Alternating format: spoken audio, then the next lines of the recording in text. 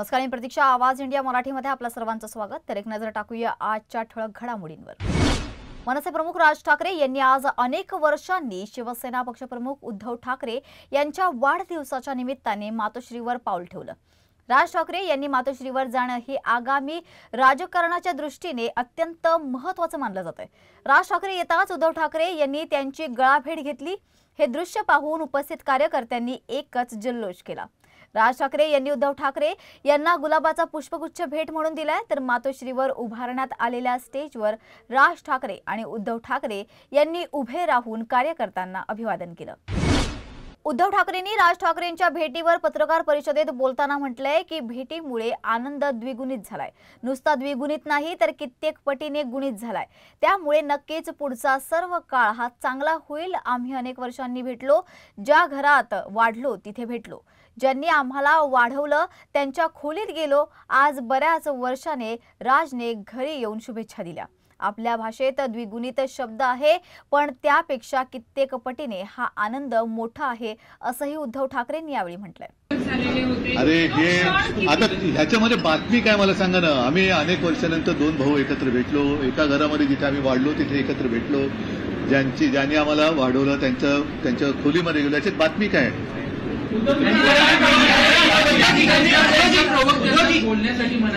ठीक आहे, चला. आज बऱ्याच वर्षानंतर आज घरी येऊन त्यांनी मला शुभेच्छा दिल्या. त्याच्यामुळे साहजिकच आहे. मी परत सांगतो की आपल्या एक भाषेमध्ये शब्दप्रयोग आहे द्विगुणित. तर त्याच्यापेक्षा कित्येक पटीने आजचा आनंद हा माझा कैक पटीने गुणित आहे. आजच्या गाठीभेटीतून दोन्ही ठाकरेंनी महायुतीला थेट संदेश दिल्याचं मानलं जाते. तर राज ठाकरे आणि उद्धव ठाकरे यांनी बाळासाहेब ठाकरे यांच्या तस्वीरी समोर एकत्र येत फोटो घेतलाय. यातून त्यांनी महायुतीला जो संदेश द्यायचा होता तो बरोबर पोहोचवलाय. पण राज ठाकरे यांच्या एका ट्विटने हा संदेश स्पष्टपणे समोर आला. राज ठाकरे यांनी आपल्या एक्स हँडलवरून एक ट्विट केलंय, ज्यात उद्धव ठाकरे यांच्यासोबतचा फोटो शेअर करत ते म्हणालेत, माझे मोठे बंधू शिवसेना पक्षप्रमुख उद्धव ठाकरे यांना वाढदिवसाच्या मातोश्रीवर आदरणीय बाळासाहेब ठाकरे यांच्या निवासस्थानी भेट देऊन शुभेच्छा दिल्या. या ट्विटमधून त्यांनी योग्य संदेश दिल्याचं मानलं जातंय. विशेषतः यातून भाजप आणि शिंदे सेनेला थेट इशारा देण्यात आल्याचं राजकीय विश्लेषकांचं मत आहे. तसेच मनसे आणि शिवसेना यांच्यातील युतीची वाटचाल आता अधिक ठोस आणि आशादायी दिशेने पुढे सरकत असल्याचं देखील मानलं जातंय. ठाकरे गट आणि मनसेच्या युतीच्या चर्चा सुरू असताना आज मनसे प्रमुख राज ठाकरे यांनी उद्धव ठाकरे यांची भेट घेत त्यांना वाढदिवसाच्या शुभेच्छा दिल्या. यानंतर आता राज आणि उद्धव ठाकरे यांच्या भेटीवर मुख्यमंत्री देवेंद्र फडणवीस यांनीही प्रतिक्रिया दिली आहे. यावर बोलताना मुख्यमंत्री म्हणालेत की उद्धवजींचा जन्मदिवस आहे. त्यांना शुभेच्छा द्यायला राज ठाकरे गेले होते. ही आनंदाची गोष्ट आहे. आमच्याही शुभेच्छा उद्धव ठाकरेंना आहेत. वाढदिवसाच्या शुभेच्छा देण्यासाठी गेल्यावर त्यात राजकारण पाहणं योग्य नाही. राज्याच्या मनात काय आहे ते आपल्याला विधानसभा निवडणुकीत दिसलं आहे. आता महाराष्ट्राच्या मनात नेमकं काय आहे ते स्थानिक स्वराज्य संस्थांच्या निवडणुकीतही दिसेल. आता काही पक्षांच्या नेत्यांच्या मनात काय आहे ते महाराष्ट्राच्या मनात आहे का असं म्हणणं योग्य ठरणार नाही. असं महाराष्ट्राच्या मनात काय आहे ते स्थानिक स्वराज्य संस्थांच्या निवडणुकीत दिसेल असंही त्यांनी यावेळी म्हटलंय. राज ठाकरे आणि उद्धव ठाकरे यांच्या भेटीनंतर शिवसेना नेते संजय राऊत यांनी प्रतिक्रिया दिली आहे. ते म्हणालेत की आता बरंच काही घडलं. दोन भाऊ भेटले, एकमेकांना प्रेमाचं आलिंगन दिलं, गप्पा झाल्या. तर शिवसेना प्रमुखांच्या खोलीत व्यंगचित्रांवर चर्चा झाली. जुन्या आठवणींना उजाळा मिळाला. बऱ्याच चर्चा झाल्या. दोन भाऊ भेटले, दोन नेते भेटले नाहीत, असं संजय राऊत यांनी यावेळी म्हटलंय. आज राज ठाकरे यांनी मातोश्रीवर जाऊन उद्धव ठाकरे यांची भेट घेतली. त्यांनी उद्धव ठाकरे यांना वाढदिवसाच्या शुभेच्छा दिल्या. दोन पक्ष एकत्र येऊन लढतात तेव्हा त्याची ताकद 1+1=2 अशी होती. पण जेव्हा दोन ठाकरे एकत्र येतात तेव्हा हीच ताकद 1+1=11 होते. आज उद्धव साहेबांना सगळ्यात मोठं आपुलकीचे गिफ्ट हे आज राज साहेबांनी दिलंय. बाळासाहेब हा सुवर्ण क्षण बघायला आज खरंच आपण हवे होतो. आपला मातोश्री बंगला आज दोन्ही बंधूंना एकत्र बघून नक्कीच आनंदी झाला असेल, अशी पोस्ट नांदगावकर यांनी भेटीवर केली आहे. पुण्याच्या खराडी भागातील एका फ्लॅटमध्ये रेव पार्टी सुरू होती. याची माहिती पोलिसांना मिळाली. मध्यरात्रीच्या सुमारास पोलिसांनी या फ्लॅटवर छापा टाकला. समोर आलेल्या माहितीनुसार 2 महिलांसह 5 पुरुष या रेव पार्टीमध्ये सहभागी होते। रेव पार्टीमध्ये सहभागी झालेल्या लोकांवर गुन्हा दाखल करण्यात आल्याची माहिती पोलिसांकडून देण्यात येते। रेव पार्टीमधून ज्यांना ताब्यात घेण्यात आलंय त्या सर्वांची वैद्यकीय तपासणी करण्यात आली असून पोलिसांना घटनास्थळी हुक्का, दारू आणि मोठ्या प्रमाणात अंमली पदार्थ सापडल्याची माहिती सध्या समोर आली आहे।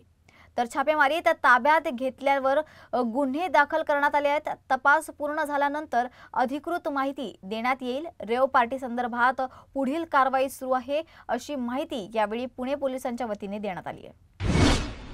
एका हाय प्रोफाईल रेव पार्टीवर पोलिसांनी छापेमारी केल्याने सर्वत्र खळबळ माजली आहे। यात माजी मंत्री एकनाथ खडसे यांचे जावई प्रांजल खेवलकर यांच्यासह 6 जणांना ताब्यात घेण्यात आलं असून पोलीस या प्रकरणी पुढील चौकशी करत आहेत। एकनाथ खडसे यांच्या जावयाचं नाव देखील समोर आल्यामुळे राजकीय वर्तुळात देखील खळबळ माजली आहे। यावर प्रतिक्रिया देताना एकनाथ खडसे यांनी म्हटले, जर ती खरी रेव पार्टी असेल आणि त्या रेव पार्टीत आमचे जावई गुन्हेगार असतील तर मी त्याचं समर्थन करणार नाही, पण कोणाला अडकवण्याचा प्रयत्न करणार असाल तर ते सहन केलं जाणार नाही, त्याचा निश्चितपणे आम्ही विरोध करू असं एकनाथ खडसे यांनी यावेळी म्हटलंय। पुण्यात खराडी येथील उच्चभ्रू परिसरातील रेव पार्टीने राजकारणात मोठा भूकंप आणलाय। या पार्टीत थेट जावईच सापडल्याने नाथाभाऊ पुन्हा अडचणीत आलेत। गेल्या 2 दिवसांपासून भाजपचे मंत्री आणि आमदार यांच्यावर तुटून पडले होते, त्यांच्यासाठी आयते कोलीत मिळालंय। एकनाथ खडसे यांचे जावई प्रांजल खेवलकर हे या पार्टीत होते, त्याचा समावेशच नव्हता, तर त्यांनी ही पार्टी कशी आयोजित केली होती असा आरोप महाजन यांनी केलाय। त्यांच्या या आरोपांमुळे हे प्रकरण गंभीर वळणावर असल्याचं समोर येत आहे। स्थानिक पोलिसांकडून तपास सुरू असल्याचं गिरीश महाजन यांनी यावेळी म्हटलं। मुंबई आग्रा महामार्गावर धुळे इथल्या शिरपूर जवळ असलेल्या पळासनेर इथे ट्रॉली आणि ट्रकमध्ये भीषण अपघात झालाय। स्पीड ब्रेकर जवळ वाहनावरील नियंत्रण सुटल्यामुळे ट्रॉली थेट सफरचंदाने भरलेल्या ट्रकवर आदळल्याने हा अपघात झालाय। अपघातामध्ये 2 जण गंभीर जखमी झाले असून जखमींना शिरपूर इथल्या शासकीय रुग्णालयात उपचारासाठी दाखल करण्यात आलंय। भारतीय क्रिकेट संघातील युवा खेळाडू नितीश कुमार रेड्डी दुखापतीमुळे इंग्लंड विरुद्ध कसोटी मालिकेतून बाहेर पडलाय, पण सध्या फक्त तो दुखापतीमुळे नाही तर एका मोठ्या वादामुळेच चर्चेत आहे। इंग्लंड विरुद्ध सुरू असलेल्या कसोटी मालिकेत त्याने 2 सामने खेळले, मात्र 4थ्या कसोटीपूर्वी दुखापतीमुळे तो मालिकेतून बाहेर पडलाय आणि भारतात परतताच त्याच्यावर तब्बल 5 कोटी रुपयांच्या फसवणुकीचा आरोप करण्यात आलाय। नितीश कुमार रेड्डी याने स्वतः कोर्टात लढण्याचा निर्णय घेतला होता, तर त्यामुळे त्याने कोणतेही पैसे देण्यास नकार दिलाय। सध्या त्याने यावर कोणताही अधिकृत खुलासा दिलेला नाहीये। त्याची सुनावणी सोमवार 28 जुलै रोजी दिल्ली उच्च न्यायालयात होण्याची अपेक्षा आहे। तर या होत्या आजच्या महत्त्वाच्या घडामोडी। अशाच महत्त्वाच्या घडामोडींसाठी पाहायला विसरू नका आवाज इंडिया मराठी।